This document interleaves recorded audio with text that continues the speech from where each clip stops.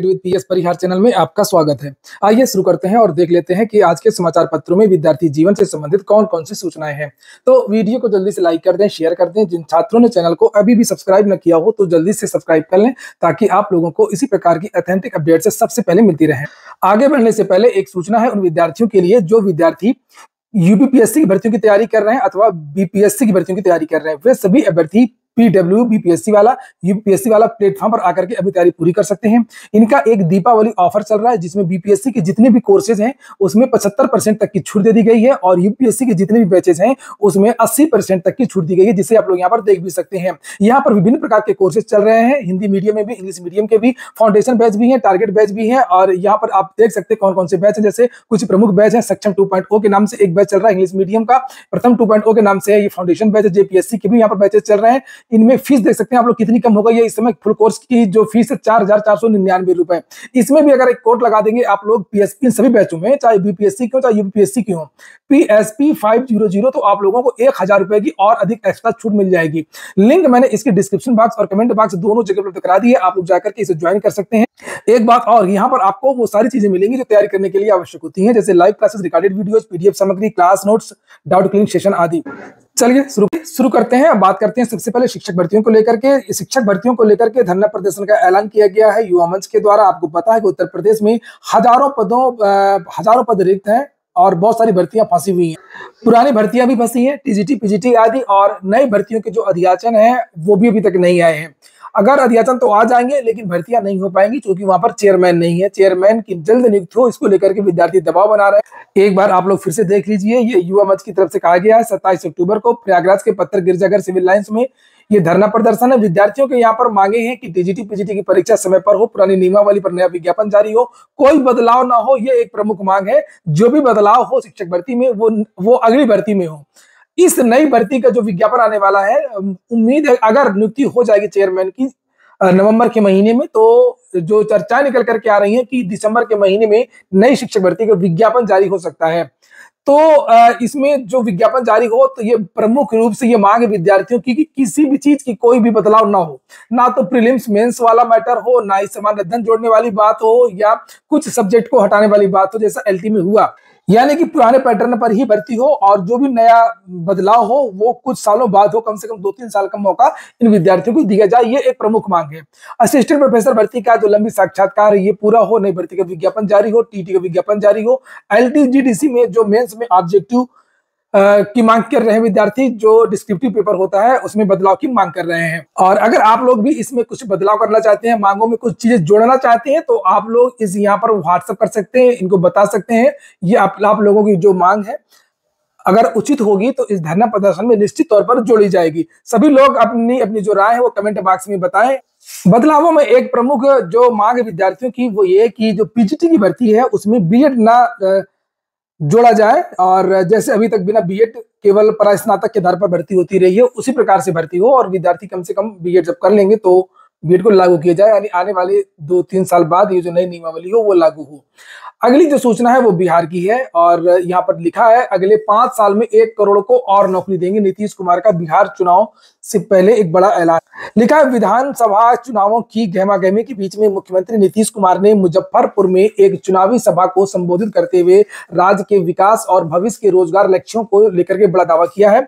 इस दौरान उन्होंने अपनी सरकार के 20 साल के सुशासन की उपलब्धियां गिनाई है। मुख्यमंत्री नीतीश कुमार ने कहा कि कुल 50 लाख युवाओं को सरकारी नौकरी दी गई है। हमने यह तय किया है कि अगले 5 वर्षों में हम 1 करोड़ युवाओं को नौकरी देंगे। मुख्यमंत्री नीतीश कुमार ने अपने 20 साल के कार्यकाल की तुलना पिछली सरकारों से करते हुए कहा कि उनकी सरकार लगातार विकास कार्यों में लगी हुई है।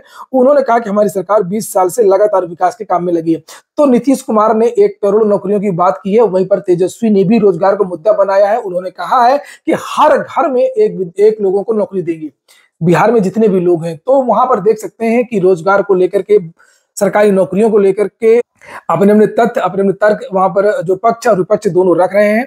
और हम लोगों को भी यही चीजें करनी है। उत्तर प्रदेश में भी हम लोगों को भी इतना मजबूर कर देना है, पक्ष और विपक्ष दोनों को। देखिए, इसमें केवल पक्ष की ही बात नहीं है, केवल भाजपा सरकार की बात नहीं है, उत्तर प्रदेश में योगी सरकार की ही बात नहीं है। आप लोग खुद सोचिए, विपक्ष भी उस तरीके से रोजगार को मुद्दा नहीं बनाता है, भर्तियों का मुद्दा नहीं बनाता। भर्तियों की बड़ी बदहाल स्थिति है उत्तर प्रदेश में, छात्रों का बहुत बुरा हाल है, लेकिन विपक्ष इसको टारगेट नहीं कर रहा। उनको लगता है कि जब विद्यार्थी परेशान होंगे, हताश होंगे, निराश होंगे तो जाएंगे कहाँ, यहां से बकर के हमारे पास आएंगे। और वो मुद्दा कुछ उठा नहीं रहे कि योगी सरकार पर कुछ दबाव बने और वो भर्ती प्रक्रिया शुरू करें। तो यहाँ पर दोनों का वही हाल है। लेकिन सभी छात्र जितने भी लोग हैं वो एकजुट रहे और इस बारे में सोचे कि जिस तरीके से बिहार में रोजगार प्रमुख मुद्दा बना है, उसी प्रकार का जो मुद्दा है आने वाले विधानसभा चुनाव में उत्तर प्रदेश में भी बनना चाहिए। नीतीश कुमार की जो भर्ती देने वाली जो न्यूज है वो और भी बहुत सारे समाचार पत्रों में आजकल छाई हुई है। ये देख सकते हैं आप लोग, बिहार में 5 साल में 1 करोड़ युवाओं को नौकरी देंगे। और अगली जो सूचना है वो नई टीजीटी पीजीटी वैकेंसी को लेकर के, कुछ अन्य भर्तियों को लेकर के हैं जो भर्तियां चल रही हैं। जैसे कि मैं हमेशा रोज की वीडियो में आप लोगों को जानकारी देता रहता हूं। और यहाँ पर एक भर्ती है जिसकी लास्ट डेट समाप्त होने वाली है कल ही, जिसकी लास्ट डेट है एकलव्य मॉडल आवासीय विद्यालयों में टीजीटी पीजीटी की भर्ती चल रही है। इसे आप लोग एक बार फिर से देख सकते हैं। अगर आप लोगों ने आवेदन ना किया हो तो आवेदन कर दें। यहाँ पर देख सकते हैं पदों की संख्या लिखी हुई है, 7267 पदों पर यह भर्ती है। इसको लेकर के हालांकि मैं डिटेल्ड वीडियो बना चुका हूँ। 23 अक्टूबर इसकी लास्ट डेट है। ये इसकी आधिकारिक वेबसाइट है, ये इसकी ईमेल है। और यहाँ पर योग्यता लिखी हुई है, न्यूनतम 50% अंकों के साथ में संबंधित विषय में स्नातक हो, साथ ही न्यूनतम 50% अंकों के साथ में बीएड हो। ये आप लोग देख सकते हैं, यहाँ पर पदों की संख्या लिखी हुई है। टीजीटी क्षेत्रीय भाषा, टीजीटी अन्य श्रेणी, अलग अलग पद दिए हुए हैं। और ये विषय यहाँ पर ये भी देख सकते हैं आप लोग, पीजीटी के विषय के बारे में जानकारी दी गई है। इसी तरीके से जब बात टीजीटी पीजीटी की हो रही है तो एक और वैकेंसी इस समय चल रही है और ये आज ही का पेपर ये भी है, उसमें ये जानकारी दी गई है अमर उजाला। और लिखा, दिल्ली अधीनस्थ सेवा चयन बोर्ड से टीजीटी की भर्ती है, 5346 पद हैं। और आवेदन की जो लास्ट डेट है वो 7 नवंबर 2025 है। और यहाँ पर ये योग्यता वगैरह ये वेबसाइट है, अगर योग्यता हो तो आप लोग यहाँ पर भी ट्राई कर सकते हैं। कुछ और भर्तियां नीचे दी गई है, जैसे मध्य प्रदेश कर्मचारी चयन मंडल में 500 पदों पर सूबेदार उप निरीक्षक के पदों पर भर्ती है, 10 नवंबर इसकी लास्ट डेट है। सीआरडी बिहार में भर्ती है 189 पदों पर। और उत्तर पश्चिम रेलवे में भर्ती है इलेक्ट्रीशियन, पेंटर, अन्य पदों पर। इसकी लास्ट डेट 2 नवंबर है। ये वेबसाइट है rrcjaipur.in।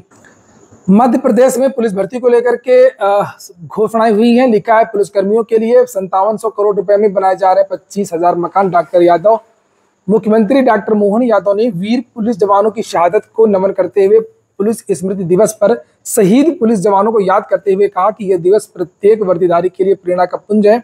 और नीचे यहाँ पर भर्तियों को लेकर के जानकारी दी गई है।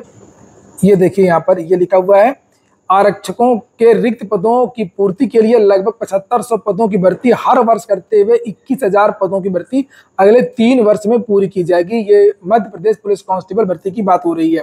बिहार से भी भर्ती निकली है ऑफिस अटेंडेंस की, जिसे आप लोग देख सकते हैं। बिहार कर्मचारी चयन आयोग से ये भर्ती निकली है 3727 पदों पर। आप लोग इसको भी देख सकते हैं।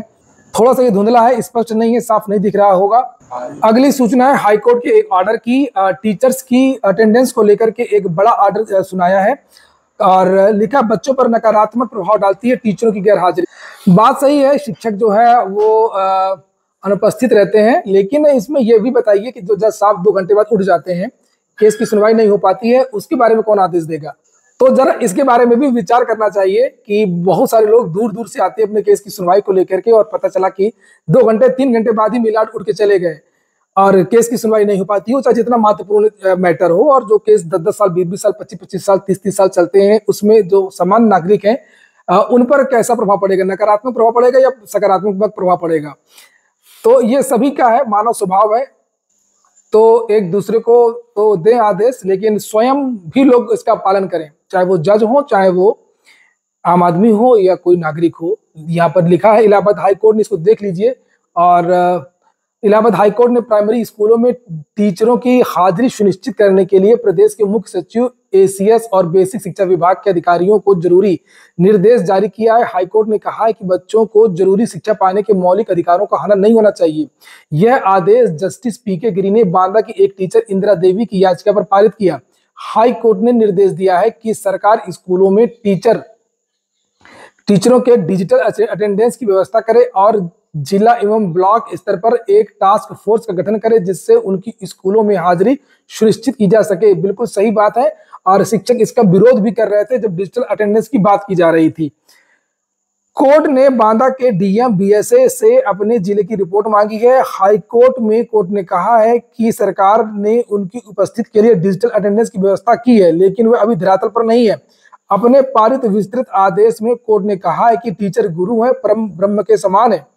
कोर्ट ने कहा कि गुरुर ब्रह्मा गुरुर विष्णु गुरुर देवो महेश्वरा गुरुर साक्षात परम ब्रह्मम तस्मै श्री गुरुवे नमः।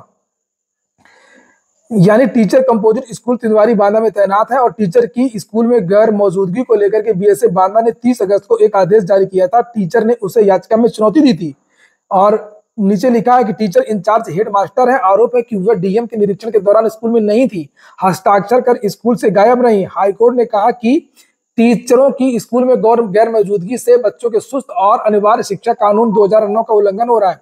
गरीब बच्चों के शिक्षा पाने के मौलिक अधिकारों का भी हनन हो रहा है। हाईकोर्ट ने कहा कि टीचरों के स्कूल में ना जाने से बच्चों पर इसका नकारात्मक प्रभाव पड़ता है और यही सब बातें देखी लिखिए पूरा जो हाईकोर्ट है वो ऐसे सुनवाई करती रहेगी, ज्ञान देती रहेगी हाईकोर्ट, लेकिन कभी भी कठोर कार्रवाई नहीं करेगी। ऐसे टीचरों के खिलाफ एक आदेश से इनको नौकरी से बर्खास्त कर देना चाहिए, चाहे वो जिलाधिकारी हो, वो कठोर कार्रवाई करें अगर उनके वो कर सकते हो, नहीं तो फिर ये हाईकोर्ट हो। और इन्हीं हाईकोर्ट के उपदेशों के कारण और ज्ञान के कारण ये जो शिक्षक है वो नहीं आते हैं, ऐसी गलतियां बार बार करते हैं, क्योंकि उनकी सुरक्षा के लिए हाईकोर्ट बनी है। हाईकोर्ट से ज्ञान मिलेगा, साथ में उनको सुरक्षा भी मिलेगी और निश्चित तौर पर 100% इसके साथ में ये जो शिक्षक है जो गया नहीं था, जो गई नहीं थी, इंदिरा देवी, इसको राहत मिल जाएगी।